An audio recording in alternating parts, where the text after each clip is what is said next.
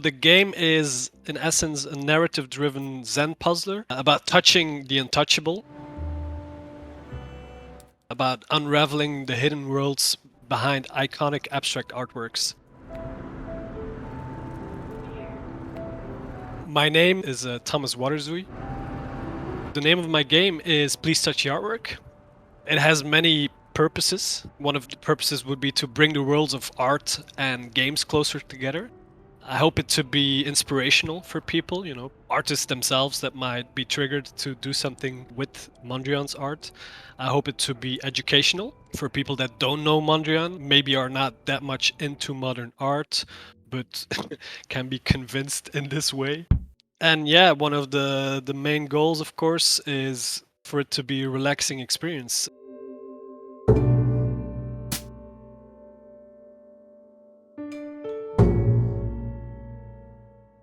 I think it was about 2018, I was reading a book called What Are You Looking At by Will Gumpert.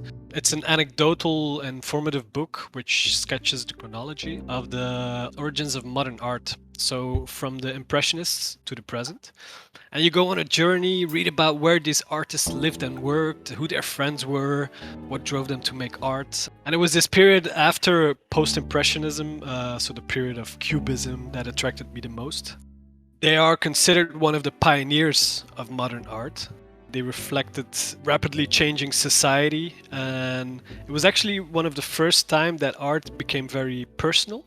And then after that, yeah, I wanted to try writing a Mondrian generator, which randomly generated Mondrian paintings in his famous composition in red, blue, yellow style. And for some reason, I then added a little mechanic, the most basic mechanic there was. To be honest, I don't remember why I chose this one. I just thought it would be nice that if you would touch the painting, that something would happen. And my first puzzle mechanic was born. Yeah. There are 3 subgames, and each subgame is based on a different iconic painting or art movement. The first one is based on art movement The Style, and it tells the origin story of pure abstract art. And it's inspired by the biblical Genesis story, where God created the earth in 7 days. I've replaced God with we and the earth with the canvas. So it's a challenging puzzle where you will add colors and lines to the canvas to recreate these paintings.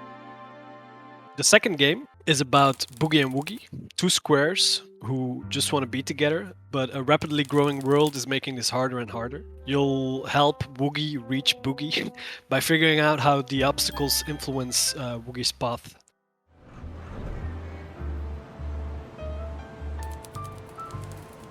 And this game was based on, it's like a combination of Victory Boogie Woogie and Broadway Boogie Woogie, which Mondrian made when he was living in New York.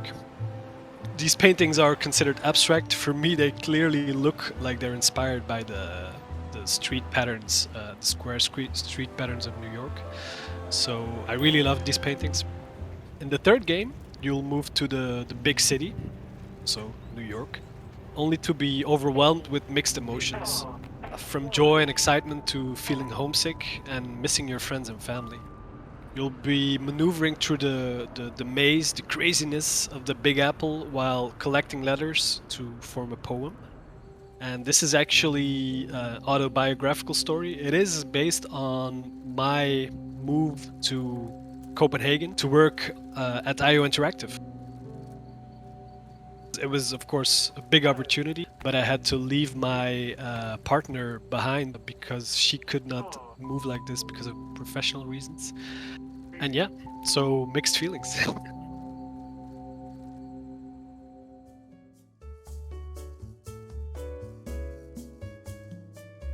It's often hard to remember what influenced you, of course, because you're a product of all your experiences.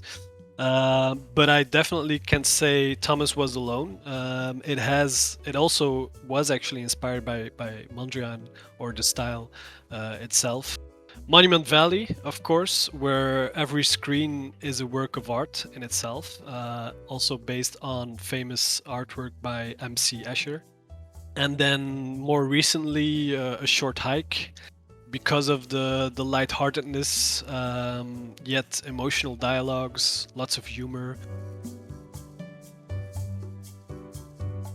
I definitely think games are art. Yeah, this is one of my main goals, is to change a public perception of games and make games into the art form they deserve to be.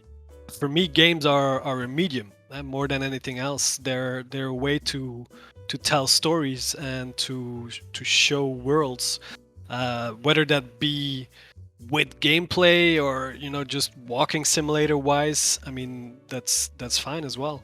There are literally no limits anymore. You can intensify the experience of stories, and especially now with VR headsets becoming better and better, you really become the protagonist in your own fictional story. So this is just incredible. The immersiveness, right? The emotional immersiveness of this thing is huge. Whether it be for entertainment purposes, artful purposes, the combination of both, it's the best medium out there. Definitely. Yeah, it goes so much further, right? It's this extra layer. When we went from paintings to moving images with interactivity, it's just the next step.